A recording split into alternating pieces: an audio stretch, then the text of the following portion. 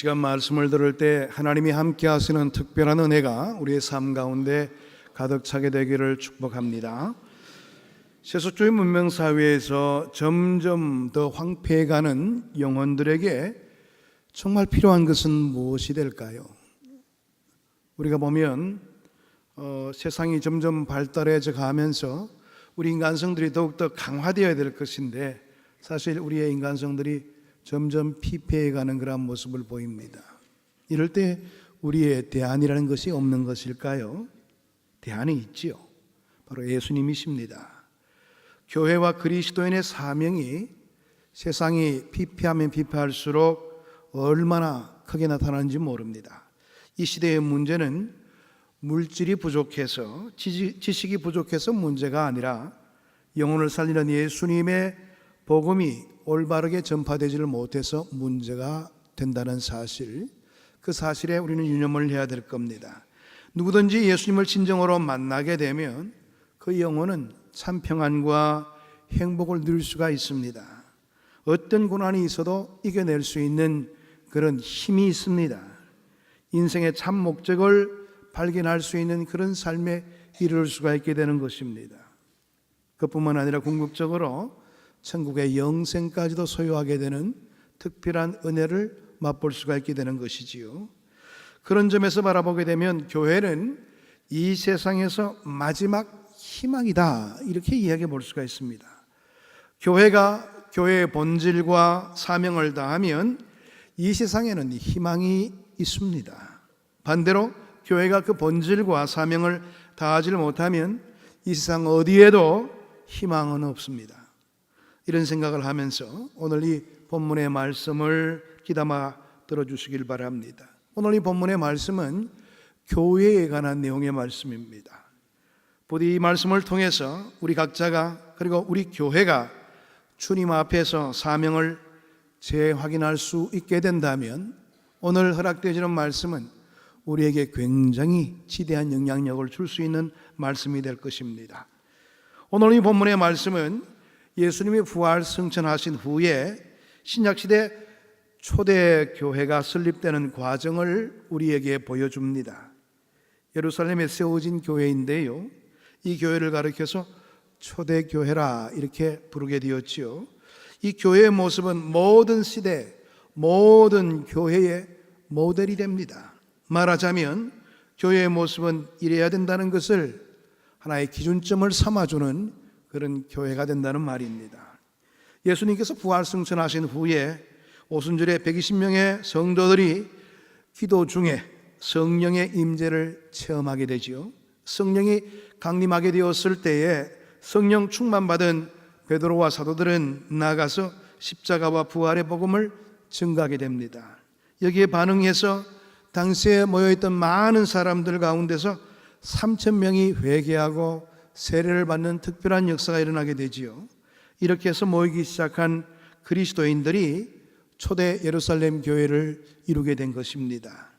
교회가 처음 이루어진 역사가 이와 같다는 것을 본문의 말씀은 우리에게 소개하고 있는 겁니다. 그러면 교회에 대한 구체적인 내용을 점검해 보기를 원합니다. 교회를 나타내는 성경의 단어는 원어로 에클레시아라는 말을 쓰고 있습니다. 에클레시아라는 말은 에크라는 말과 클레시아라는 말이 합성으로 이루어진 단어입니다.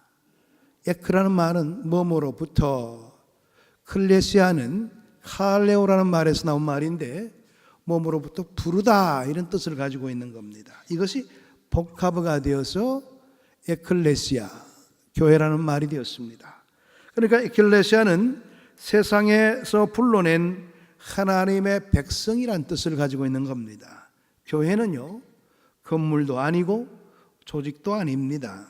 사람들, 다시 말해서 성도들의 공동체가 교회입니다.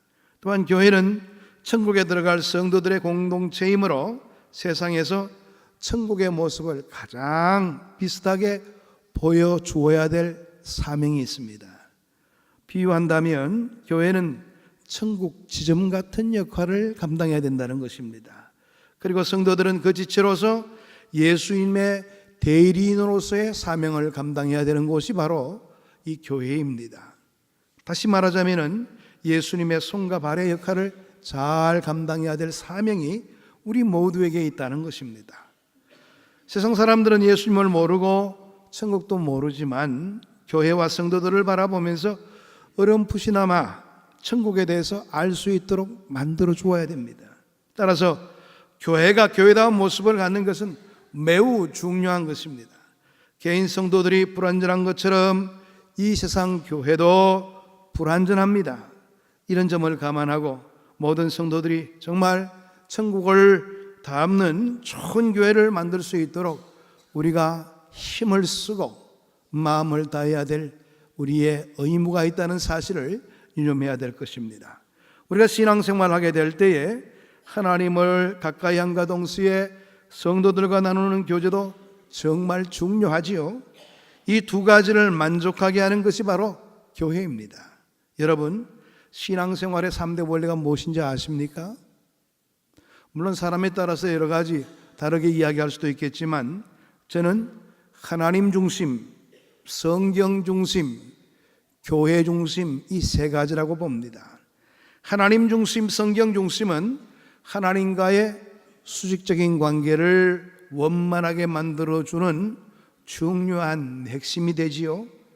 교회 중심은 하나님과의 수직적인 관계와 더불어서 인간과의 수평적인 관계를 유지할 수 있도록 만들어주는 하나의 동인이 됩니다. 그러므로 정말 신앙생활을 제대로 하려면 교회 생활에 충실해야 됩니다. 어떤 분들은 그렇게 이야기해요. 아이고, TV에서도 좋은 말씀 많이 나오는데 구태여 교회까지 갈 필요가 뭐가 있나요? 그런 수고 필요 없다. 나는 TV를 통해서 훌륭한 목사님의 설교를 들으면 되는 것이다.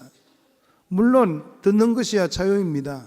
그러나 신앙의 성장은 이루어지지 않습니다. 왜 우리가 모여야 됩니까? 우리가 실천적으로 주의 말씀을 그대로 실행하기 이전에, 세상 가운데서 실행하기 이전에 우리는 교회 가운데서 한번 실천해 볼 수 있는 좋은 기회를 가지게 됩니다. 우리가 교회 안에서는 주의 말씀대로 순종하며 살아가는 것에 조금 부족함이 있고 모자란다 할지라도 누가 뭐라는 사람은 없어요. 왜? 서로 이해를 할 수가 있으니까 그렇습니다. 그런 측면에서 바라보게 되면 교회는 우리가 주의 말씀대로 순종하며 살아갈 수 있는 하나의 모판 같은 역할을 감당하는 거예요. 이렇게 교회 생활을 잘 감당하면서 주의 말씀대로 순종하던 그 삶이 세상 가운데서도 그렇게 살아가는 모습으로 나타나야 되는 것이 바로 우리 성도된 자의 삶의 본분입니다. 이런 모습을 갖추지를 못하고 바로 세상 가운데 나가면서 살아간다면 우리가 원활하게 주의 말씀대로 순종하며 살아가는 것이 될 것 같습니까? 되기 힘듭니다. 그래서 교회라는 공동체가 필요하다는 것이지요. 그러니까 이렇게 생각하시기를 바랍니다.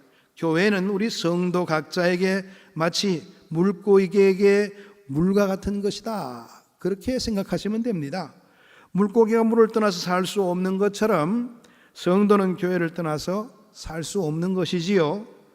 좋은 물에서 나오는 물고기가 싱싱한 것처럼 좋은 교회, 성경적인 교회를 만나는 것이 우리의 축복이 되는 겁니다. 여러분들 아마 어려운 교회에서 교회 생활을 해보신 적이 있을 것입니다. 그럴 때 그 교회는요, 천국은 뭐 말도 안 되는 이야기고 지옥 같은 곳이 되고 맙니다. 교회가 교회답지 않게 나가게 될 때 이런 폐단의 모습이 있게 되고 우리의 영혼이 교회를 통해서 영적인 공급을 받지를 못하다 보니까 우리의 영혼이 날마다 피폐해지는 그런 아픔의 모습들을 가질 수밖에 없는 것이지요. 그러니까 우리가요, 좋은 교회를 만난다는 것도 우리에게는 얼마나 큰 복이 되는지 모릅니다. 여러분들, 우리가 좋은 교회를 만나야 되겠지만 우리 또한 좋은 교회를 만들어가기 위해서 노력하는 그런 우리의 신앙생활이 우리의 삶을 통해서 나타나야 되는 것입니다. 이 지상에는 완전한 교회가 없기 때문에 우리의 노력이 경주되어야 되는 것이 바로 이 교회 안에서 우리가 감당해야 될 몫이 된다는 것을 생각해 보게 됩니다. 그러면 과연 교회의 가장 이상적인 모습은 어떤 모습일까요? 교회의 본질과 사명에 대해서 한번 알아보자는 겁니다. 초대 예루살렘 교회를 보게 되면 세 가지의 모습을 가진 공동체였습니다. 그것은 오늘날도 여전히 교회의 참된 모습의 하나의 중요한 신뢰가 될 수가 있습니다. 첫 번째가 은혜의 공동체입니다. 복음을 들고 회개하고 예수님을 영접한 성도들이 열심히 모이는 모습을 보였지요. 성전에 모여 예배드리고 찬양하고 말씀을 배우고 그런 모습을 보였습니다. 이런 모임을 통해서 그들은 신령한 은혜를 나눌 수가 있게 되었습니다. 오늘 본문 42절의 말씀을 보게 되면 그들이 사도의 가르침을 받아 서로 교제하고 떡을 떼며 오로지 기도하기를 힘쓰니라, 이런 말씀이 있습니다. 46절의 말씀 보게 되면 날마다 마음을 같이하여 성전에 모이기를 힘쓰고, 그런 말씀도 있습니다. 그렇습니다. 우리는 은혜를 받아야 우리의 영혼이 기쁨을 얻게 되고 생활에서도 축복받고 우리의 인생의 승리를 이룰 수가 있게 되는 겁니다. 이를 위해서 먼저 우리는 열심히 모이는 생활을 감당해야 됩니다.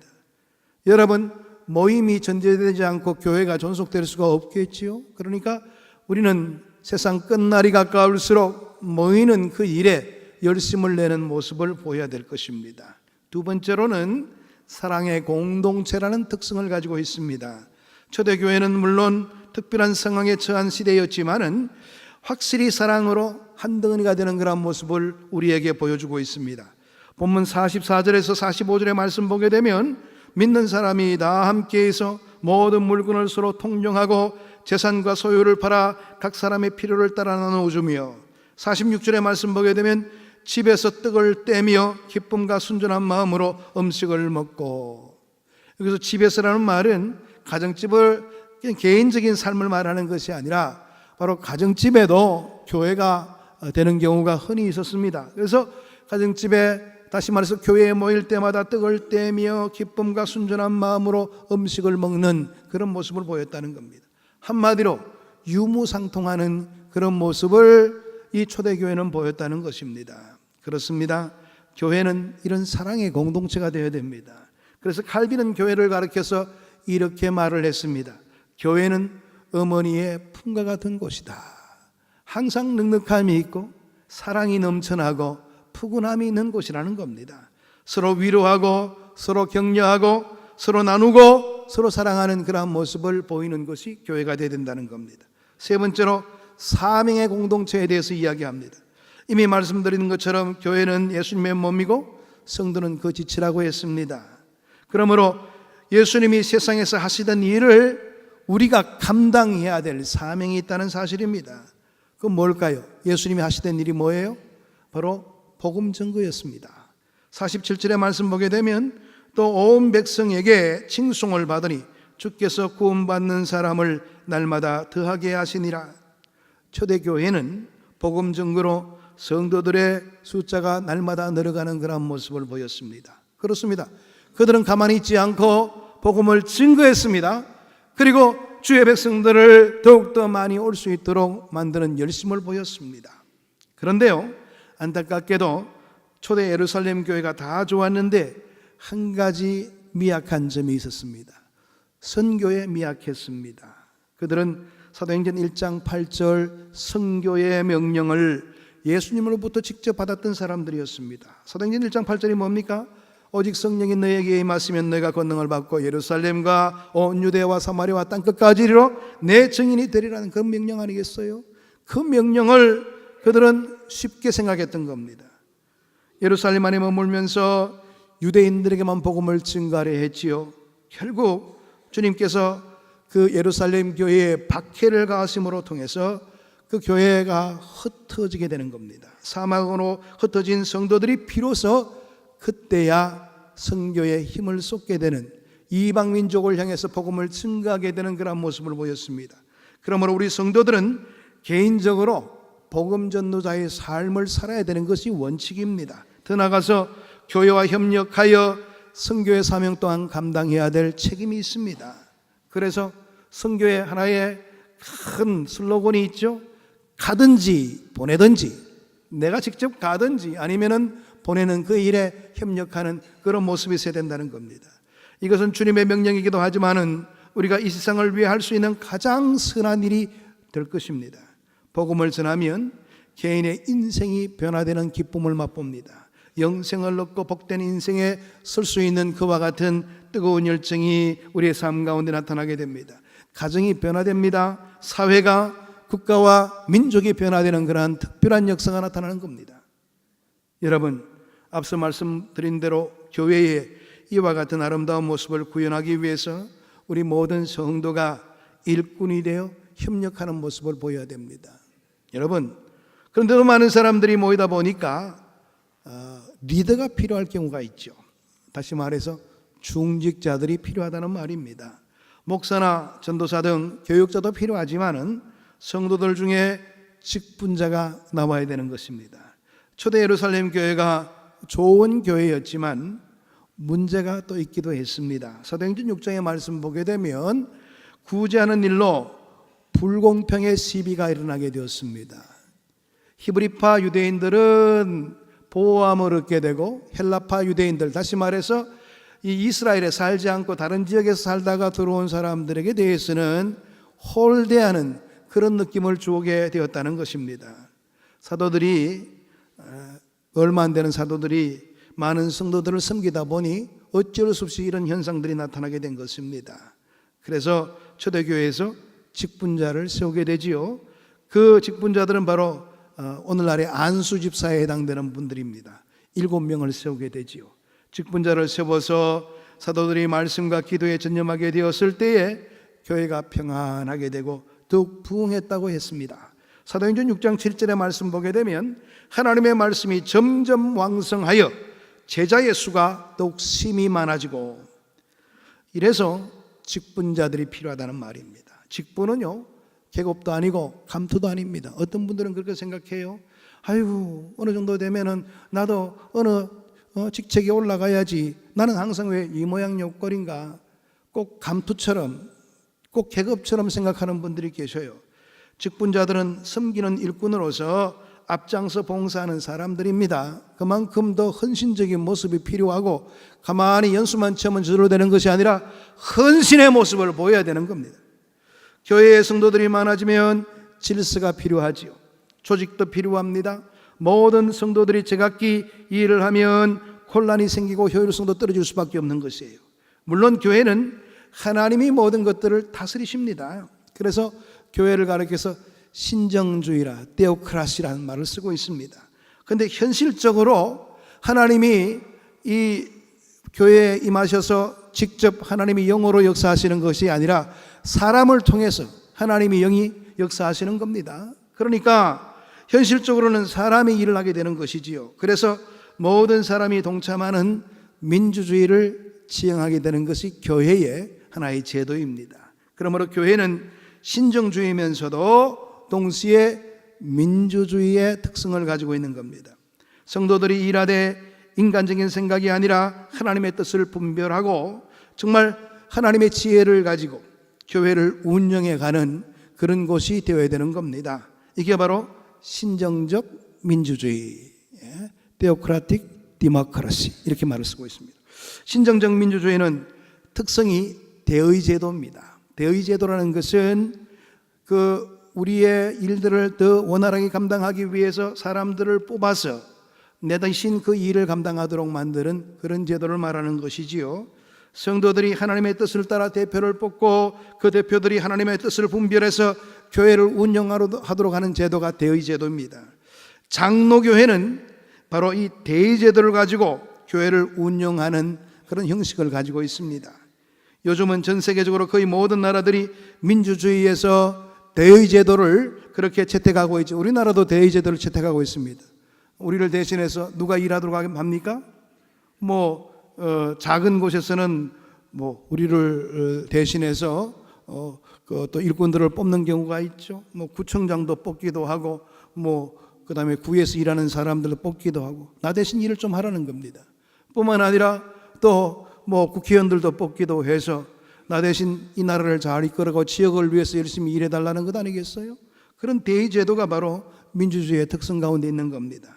역사적으로 보면 그 모든 것이 다 장로교회에서 유래된 것입니다. 여러분, 특별히 직분자 중에 장로가 참 중요한 일인데요, 그 이유를 말씀드립니다. 교회를 운영하기 위해서 대표 기관이 필요한데요. 그것을 치리회라 그럽니다.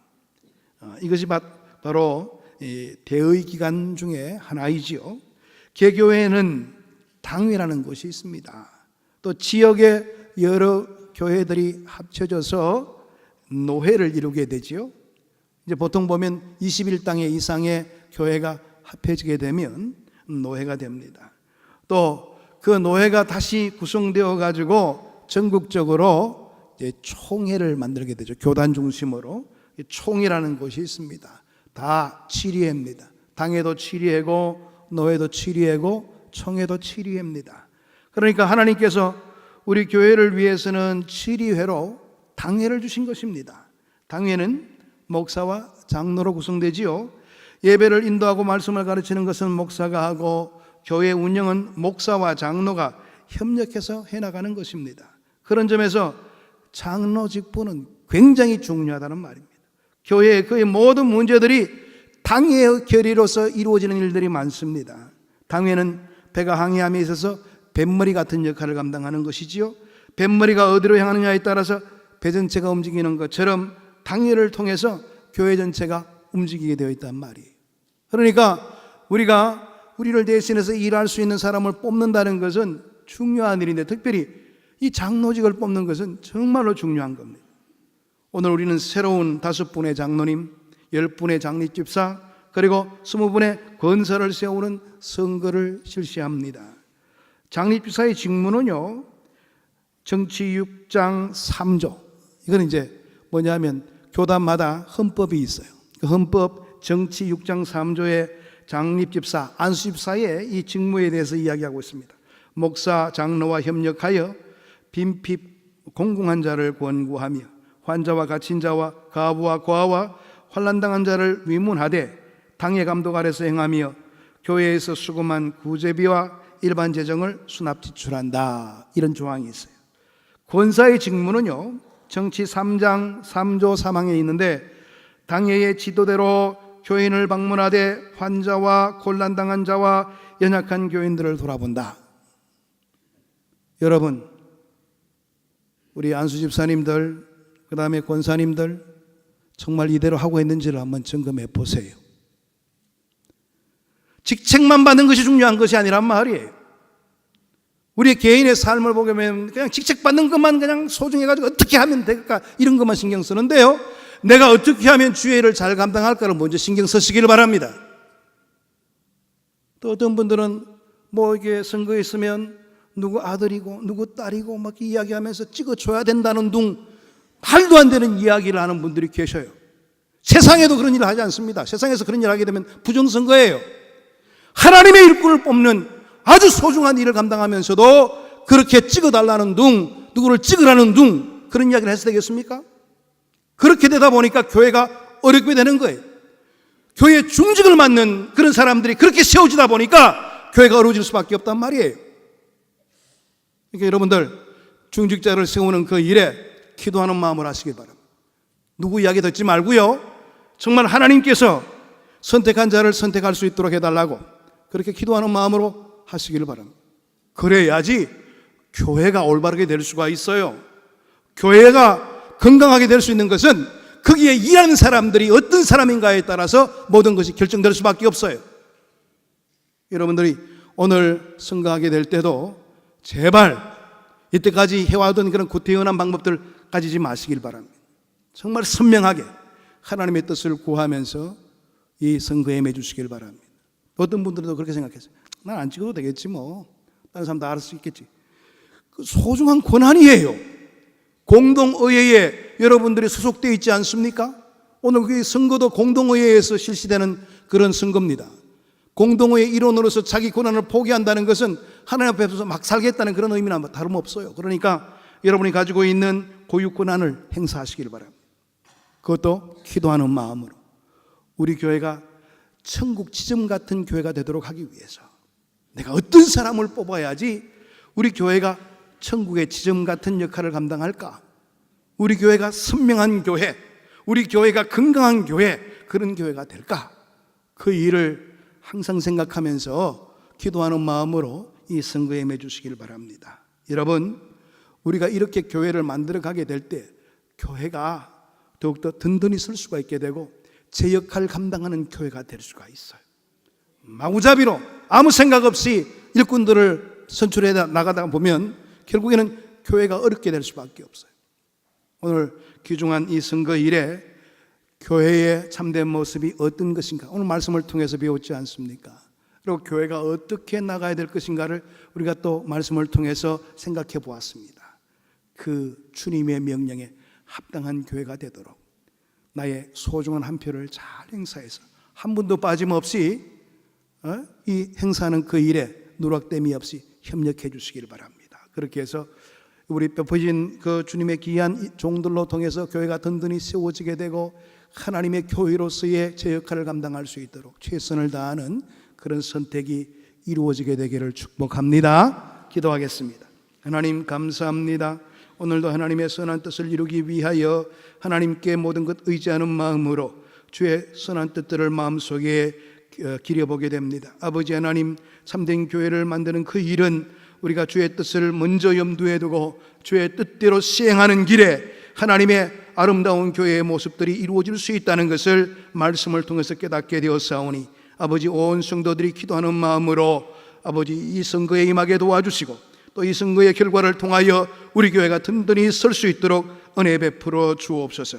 예수 그리스도의 이름으로 기도하옵나이다. 아멘.